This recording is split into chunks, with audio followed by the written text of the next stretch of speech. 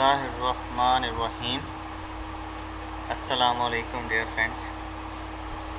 मेरा नाम मोहम्मद मुबशर सईद है और इस वीडियो प्रेजेंटेशन में आपको बताया जाएगा कि करेंसी सिंबल जो होते हैं वो किस तरह से बनते हैं। किसी भी कंट्री की जो करेंसी होती है उसके 3 लेटर होते हैं, वो किस तरह से बनते हैं, ये चीज़ आपको इस प्रेजेंटेशन में इंशाअल्लाह मैं समझाऊंगा।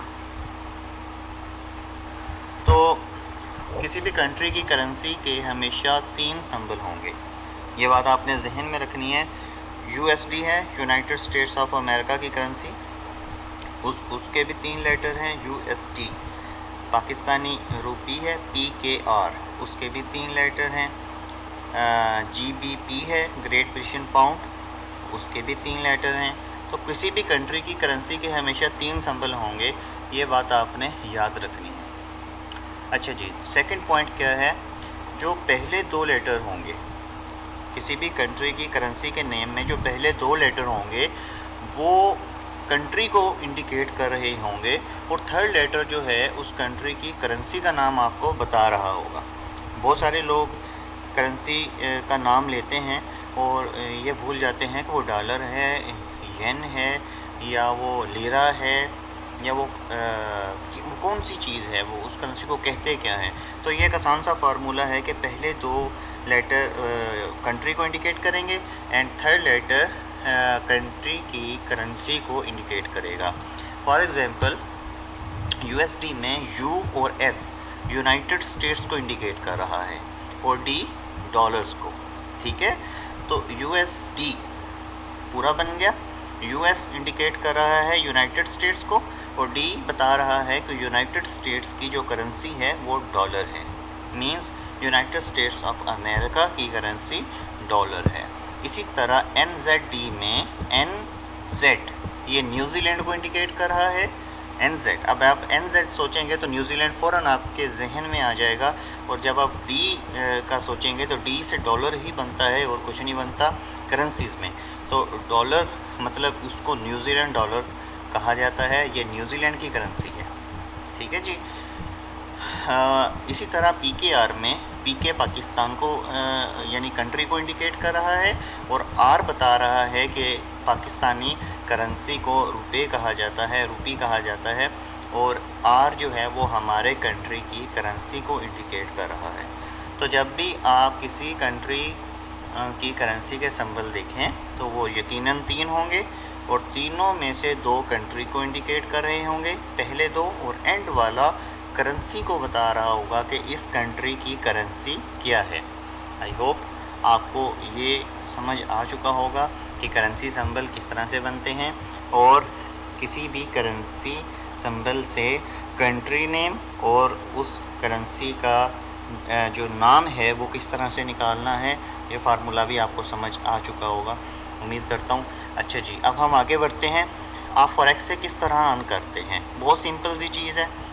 ये मैंने इस वजह से लिखा है ताकि आप मेरी वीडियो को पॉज करके ये चीज़ें पढ़ भी सकें, ताकि अगर मेरी आवाज़ में किसी जगह खलल आ जाए तो आप वीडियो रोक के इस चीज़ को पढ़ सकें, ताकि आपका कंसेप्ट क्लियर हो सके, ठीक है जी।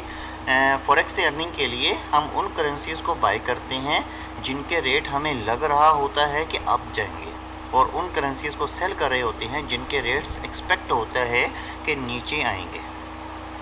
समझ आई बात की। इसमें क्या है कि आपके जहन में है कि USD का रेट इंक्रीज़ होगा तो आपके पास आप USD बाय करना शुरू कर देंगे। जब उसका रेट इंक्रीज़ हो जाएगा तो आपको अर्निंग मिल जाएगी, आपको प्रॉफिट हो जाएगा, वही आपकी अर्निंग होगी, ठीक है। आपको लग रहा है कि यूरो का रेट नीचे गिरेगा, वो इस पॉइंट पे है और इतने 100 पिप वो नीचे गिरेगा, इतने 100 पॉइंट वो नीचे आएगा, तो आप अपने यूरोज़ को सेल कर देंगे और तब भी नफ़ा कमा सकते हैं। अच्छा, इसमें एक मज़े की बात यह है, फॉरेक्स मार्केट में आप दोनों डायरेक्शंस में काम कर सकते हैं। आप बायर हैं, मार्केट ऊपर जा रही है, आप नफ़ा कमाएंगे। आप सेलर हैं, मार्केट नीचे जा रही है, आप तब भी नफ़ा कमाएंगे।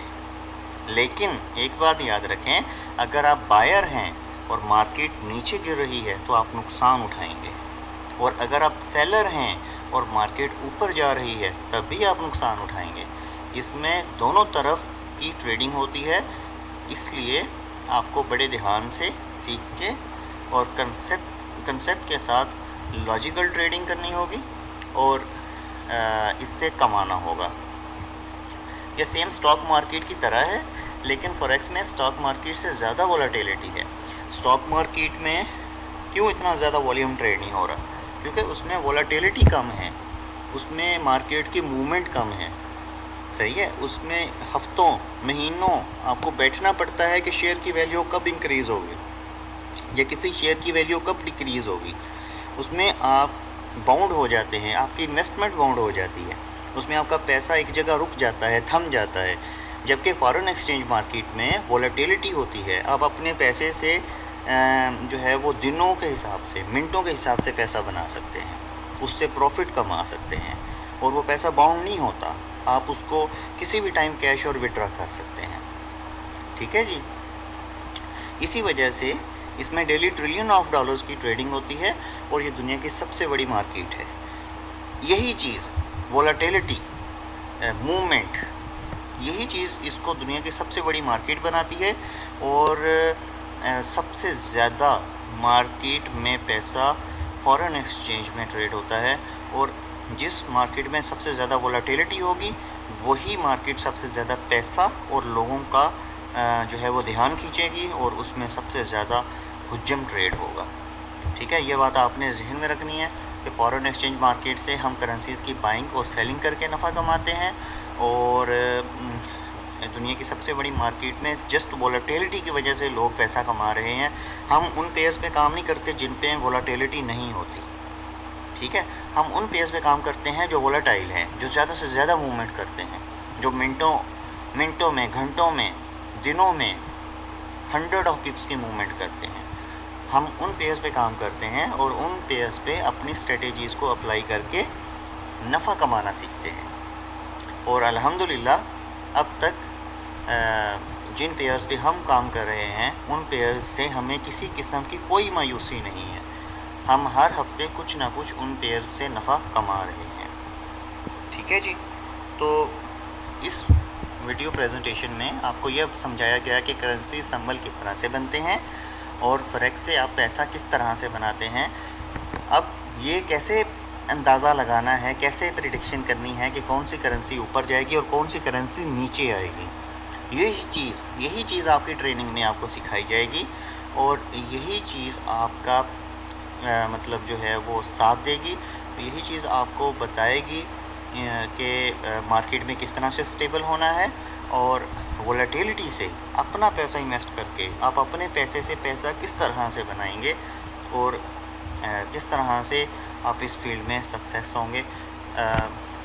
یاد رکھیے گا، بنا سیکھے آپ اس فیلڈ میں سروائیو نہیں کر سکتے، اس لیے میرا ایک سجیشن ہے، بنا سیکھے اس فیلڈ میں آنا ہے تو بے شک مت آئیں، ورنہ آپ کے پیسے ضائع ہو جائیں گے، ٹھیک ہے۔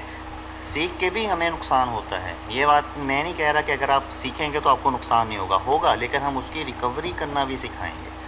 نقصان ہر بزنس میں ہوتا ہے، اور بزنس مین وہ ہوتا ہے جو لاس کو ٹائم پہ ریکور کر لے، اور یہی چیز آپ کو انشاءاللہ کورس میں سکھائی جائے گی۔ تو اس ویڈیو میں اگر کوئی کنسیپٹ ہو آپ کو سمجھ میں نہ آیا ہو، آپ مجھ سے پوچھ سکتے ہیں، کوئی سوال ہو تو آپ مجھ سے پوچھ کے جو ہے وہ اپنا کنسیپٹ کلیئر کر سکتے ہیں۔ اچھا، ایک اور بات میں یہاں پہ آپ کو بتانا چاہوں گا کہ جتنی بھی ہماری فزیکل مارکیٹس ہیں ان میں بھی جس مارکیٹ میں سب سے زیادہ رش ہوتا ہے، ہم اس کو یہ کہتے ہیں کہ یہ سب سے بڑی مارکیٹ ہے اور اس میں زیادہ رش ہے، کیونکہ اس میں لوگوں کا آنا جانا زیادہ ہے۔ اسی طرح اس مارکیٹ میں پیسے کا آنا جانا زیادہ ہے اور دنیا کی سب سے بڑی مارکیٹ بن جاتی ہے، اسی وجہ سے دنیا کی سب سے بڑی مارکیٹ بن جاتی ہے۔ یہ پوائنٹ میرے مائنڈ میں آیا تھا، سو میں نے آپ کو بتا دیا۔